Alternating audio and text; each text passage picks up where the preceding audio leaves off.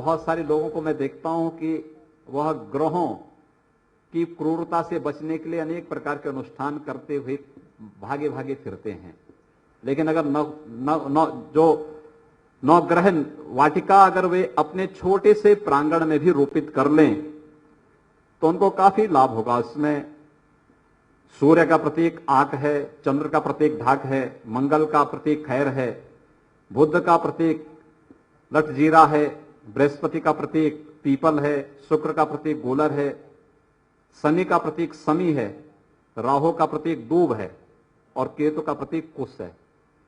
यानी पहले से ही आपकी ऋषि परंपरा ने सब कुछ आपको बता दिया है। किस सृष्टि में, इस चराचर ब्रह्मांड में जो भी ग्रह नक्षत्र हैं वे सब के सब इस धरती पर मौजूद हैं। आवश्यकता उसको पहचानने की, उसके संरक्षण की और फिर उसके संवर्धन के माध्यम से इस पर्यावरण को और इस सृष्टि की जीवंतता को बनाए रखने की। लेकिन किस हद तक जाकर के हम लोगों ने भौतिक चकाचौंध में के पीछे भाग करके अपने पर्यावरण को, अपने आसपास के वातावरण को नष्ट किया है।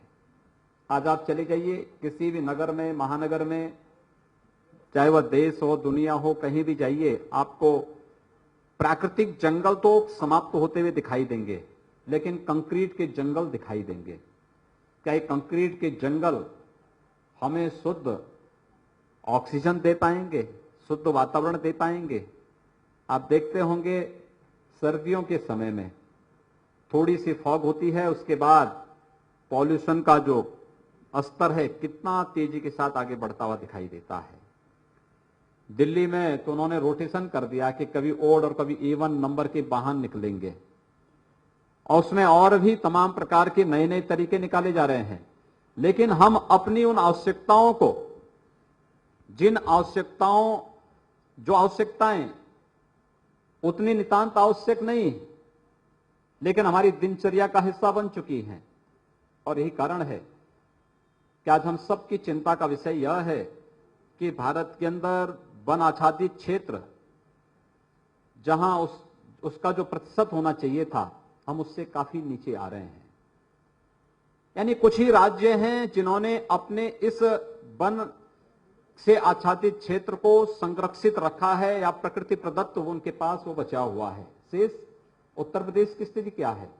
हम लोग लगभग 9% के आसपास हैं, 9% से भी नीचे हैं अब तक। हम इसे कैसे 15% तक पहुंचाएं, यह एक चुनौती हम सबके सामने है। यद्यपि वन विभाग हर वर्ष वृक्षारोपण व्यापक पैमाने पर करता है। वृक्षारोपण करना ही नहीं बल्कि जो पहले से हमारे पास वन है उनके संरक्षण के लिए हम क्या कर रहे हैं। हमारे पास जो प्रकृति द्वारा प्रदत्त जल है, प्राकृतिक स्रोत से उत्पन्न जल है, उसके स्वच्छता के लिए, उसके संरक्षण के लिए हम क्या कर रहे हैं? हमने कोई कार्य योजना नहीं बनाई। हमें आश्चर्य होता है कि इन सब कार्यों के लिए हम लोगों को विदेशों की तरफ देखना पड़ता है। हम देखते हैं उनके पास कौन सी टेक्नोलॉजी है, लेकिन हम वो टेक्नोलॉजी जो भारत के अनुकूल हो, भारत के लिए आवश्यक हो, हम उसको अपने यहां लागू नहीं कर पाते। हमारे यहां परंपरा से प्राप्त, हम लोगों को भारत की ऋषि परंपरा से प्राप्त उन प्रकृति के संरक्षण के उपायों को हम अपनाने में क्यों संकोच कर रहे हैं? ये स्वाभाविक रूप से मुझे कभी कभी इस पर बड़ा अफसोस होता है। और इसलिए मैं चाहूंगा कि प्रकृति ने हमें जो कुछ उपहार में दिया है, आज आप चले जाइए, कोई नदी आपको शुद्ध नहीं मिलेगी। नगरों का, सीवरेज का, वहां के ड्रेनेज का सारा पानी उधेल दिया गया है नदियों में। औद्योगिक कचरा उठेल दिया गया है नदियों में। गांव के गांव आप देखते होंगे बड़ी मात्रा में लोग शौच करने के लिए नदियों के किनारे ही जाते हैं, साबुन लगाते हैं और बहुत ऐसे जहरीले पदार्थों को भी नदियों में उड़ेलने का कार्य करते हैं। हम लोग देखे हैं आज से 20 साल पहले जिन नदियों में बहुत मीठा जल होता था। औद्योगिक कचरा, नगरीय सीवरेज का गंदा जल पानी उसमें गिरने के बाद पानी जहरीला हो गया है। वहां के जितने भी उसमें जीव जंतु थे सब मर चुके हैं। फसलों में अगर वो पानी जाता तो फसलें जल जाती हैं। कौन बचाएगा इसको? कौन इसकी रक्षा करेगा? उसी प्रकार से वनों का है। हम नया पौधा तो नहीं लगा रहे हैं, लेकिन जो हमारे पास पहले से मौजूदा वन है उसकी किस निर्ममता के साथ कटाई हो रही है, इसके बारे में भी कोई कार्य योजना हम लोगों को बनानी चाहिए। केवल सरकार, मैं बार बार इस बात को कहता हूं कि हम सभी कार्यों के लिए सरकार के भरोसे रह करके ये चाहते हैं कि सारा कार्य सरकार करे।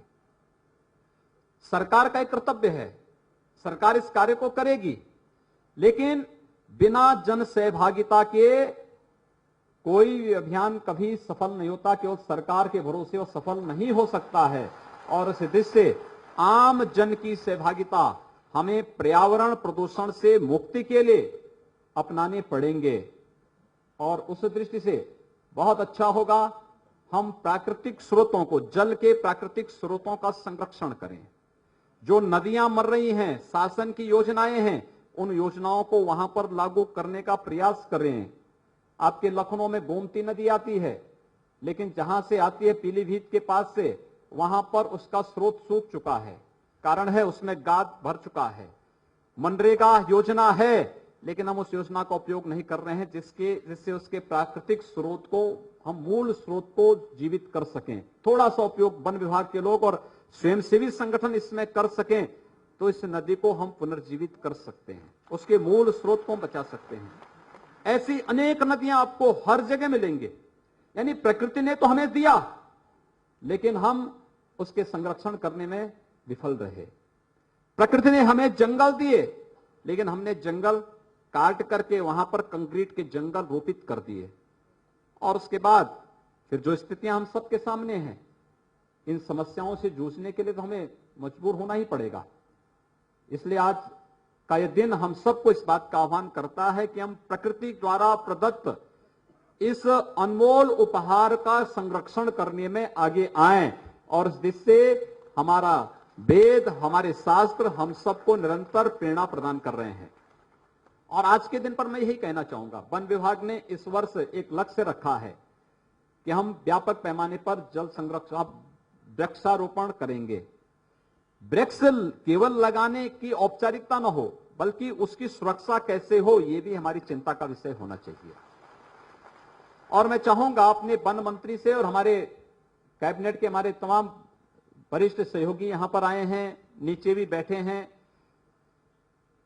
मैं इन सबसे कहूंगा और आप सबसे मैं कहूंगा कि व्यापक पैमाने पर वृक्षारोपण हो और हर वृक्ष के साथ किसी न किसी एक व्यक्ति को जोड़ा जाए। अगर 22 करोड़ की आबादी है, 22 करोड़ की आबादी में हर व्यक्ति एक वृक्ष लगा दे, तो 22 करोड़ वृक्ष अगर एक वर्ष में उत्तर प्रदेश के अंदर लग करके उनकी उचित देखभाल करके उनका संरक्षण कर सकें, उनके संवर्धन में अपना योगदान दे सकें, आप अनुमान करिए कि हम केवल 2-3 वर्ष के अंदर ही 15% के अपने उस लक्ष्य को प्राप्त कर सकते हैं। एक बड़ा कार्य होगा। और मैं तो अपने वन मंत्री को एक नया वो दे रहा हूं। उत्तर प्रदेश सरकार ने आने के बाद पहली कैबिनेट ने प्रदेश के 86 लाख किसानों के फसली ऋण को माफ किया है। 1 लाख रुपए तक की फसली ऋण को माफ किया है। उन किसानों के स्वावलंबन के लिए, उन किसानों के खुशहाली के लिए, और वह विकास की इस प्रक्रिया का हिस्सा बन सके, इस दिशा से यह कदम प्रदेश सरकार ने उठाया है।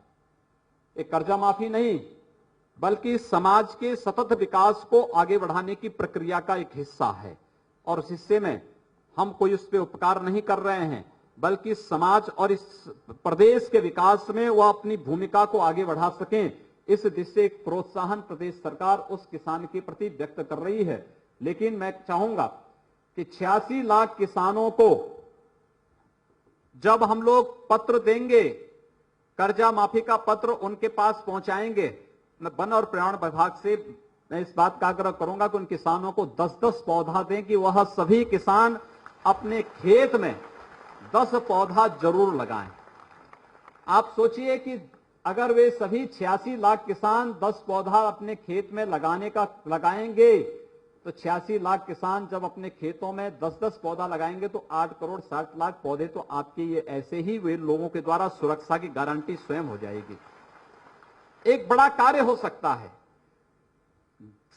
सम्मानित जनप्रतिनिधियों को लेकर के आप लोग जब जाते हैं तो पता नहीं क्यों सांसद और विधायकों से परहेज करते हैं, ग्राम प्रधानों से पता नहीं क्यों परहेज करते हैं।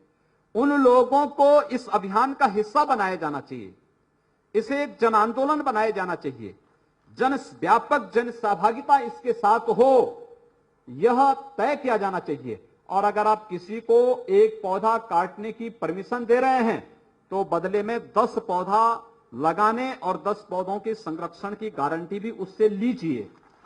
समय समय पर वहां जाकर के जांच करिए, देखिए ये कर रहा है कि नहीं कर रहा है। जहां पर मैं देखता हूं वन विभाग की जितनी भूमि है, पहले प्राकृतिक वन थे तो प्राकृतिक वन अपने कटान को रोकने के लिए, बरसात में होने वाले कटान को रोकने के लिए उस प्रकार के उपाय स्वयं उनके द्वारा हो जाते थे। सीधा बरसात का पानी जमीन पे नहीं आता था, वह ऊपर से आता था तो पेड़ और पौधों में आकर के फिर धीरे धीरे नीचे जाता था, कटान नहीं होती थी। वन में भी व्यापक पैमाने पर पौधे थे, झाड़ियां थी, तो उसके कारण जब ज्यादा जल होता था तो तीव्रता के साथ नहीं बढ़ता था, वह उन झाड़ियों से रेंगते हुए धीरे धीरे करके आगे बढ़ता था तो कटान नहीं होती थी। लेकिन अब आप जाके देखिए किसी भी वन में वहां पर व्यापक पैमाने पर कटान होती है। हम लोग प्रदेश के भ्रमण में निकलते हैं, देखते हैं वनों के अंदर बाहर पौधे हैं, अंदर पता लगा पूरा गायब है। ये जो चिंताजनक स्थिति है, क्या हम ये कर सकते हैं कि वहां पर वनों के अंदर चेक डैम बनाने के लिए लोगों को प्रेरित करें, जिससे बरसात का पानी स्पीड के साथ न जाए बल्कि रुक रुक करके जाए, रुके। और अगर वहां जल रहेगा तो न केवल उन वनस्पतियों के लिए, उन वनों में जितने भी पौधे हैं उनके लिए, अभी तो जो वहां जीव और जंतु रहते हैं इन सभी के लिए भी वह जल उपयोगी हो सकता है। एक बड़ा कार्य हो सकता है चेक डैम बनाने का कार्य। वनों के बीच में तालाब हैं लेकिन पट चुके हैं, क्या हम मनरेगा के अंतर्गत इनके संरक्षण का कार्य कर पाएंगे? क्या हम प्राकृतिक स्रोत को पुनः बनाए रखने के लिए एक बरगद का पौधा, एक पीपल का पेड़, एक बरगद का पेड़ अपने अंदर बरसात में हजारों लीटर जल का संग्रह करता है और जब गर्मियां आती हैं तो फिर उस पानी को धीरे धीरे करके वो डिस्चार्ज करता है।